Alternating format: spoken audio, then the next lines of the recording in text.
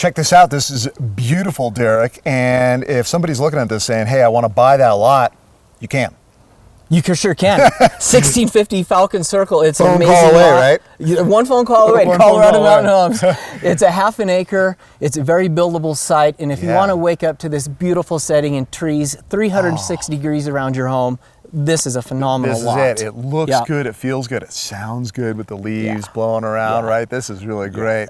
Hey, you're such a big believer in the importance of planning, so that if you do want to buy a lot like this, don't just race into it and try to build a house real fast. Have an architect maybe get involved early? Absolutely. As soon as you find your realtor, get an architect on board. Let's all work together. Maybe even a builder on board. So you can start talking about the type of home you want and the characteristics of a lot that are going to fit your dream home. Right, the two really do have to work hand in hand. They're not singular, really, they work together. It makes the process so much more enjoyable for a homeowner than just buying a lot and having to squeeze a house on it. Well, I told you about that friend of mine in Denver who bought that house, and the orientation just wound up literally being wrong, and they just hadn't thought it through. That's right. They just hadn't thought it through. They hadn't done it before, and they just didn't think it through. Yeah, it happens too often. Didn't plan. Doesn't have to. What happens if somebody's looking to buy an existing property? We got some inventory levels are actually pretty good. I mean, there's availability, right? Yeah, pretty strong right now, and market seems to be leveling off, so that's great for buyers. Good. And rates are still good, obviously. Rates are terrific right now. And what's your thinking on, say, a brand new $1 million house versus maybe a house that's $700,000? It's a little older, but can be fixed up.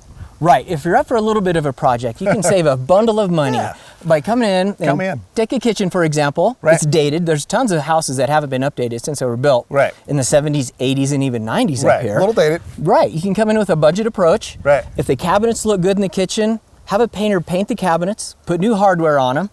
Go pick out your own granite that fits your taste. Yeah, fits your taste, not a builder's taste. Right. That's right. Or the previous owner's taste even. And you've got pretty much a new kitchen.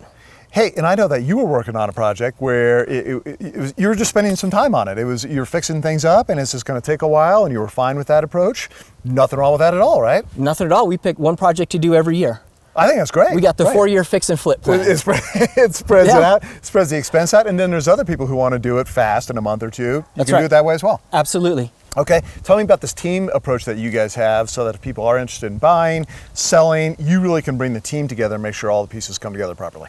Yeah, you know, I've got some great local architects I can bring into the picture. You can interview them, find one that fits your personality, guy you like to work with, get them involved, especially in site selection. Okay, that sounds great. I love that thing about personality. You got to find somebody you like working with, right? That's right. It's going to be a long process. Make it a good fit. Derrick, thanks so much. Awesome lot. Somebody's going to snatch this thing up. It's a great one. They did your other one right over here. That's right. That one went fast too. Yep.